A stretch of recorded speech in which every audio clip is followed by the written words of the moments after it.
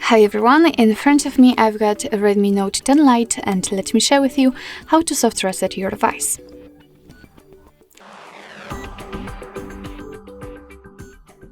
So if you've got this kind of uncomfortable situation that unfortunately your device do not respond to your touches and it freezes and you actually cannot do anything, then let's try to force restart it. In order to do that, we have to press the power button, which is on the right side of your device, and keep pressing it until you'll see the black screen. So let me try it, let me press it, and ignore all of those options because probably you won't see them or you will not be able to tap on them.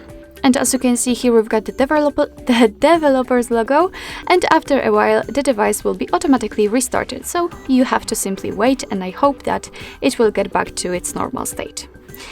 So basically that's all. This is how to soft reset or force restart your Redmi Note 10 Lite. Thank you so much for watching. I hope that this video was helpful, and if it was, please hit the subscribe button and leave the thumbs up.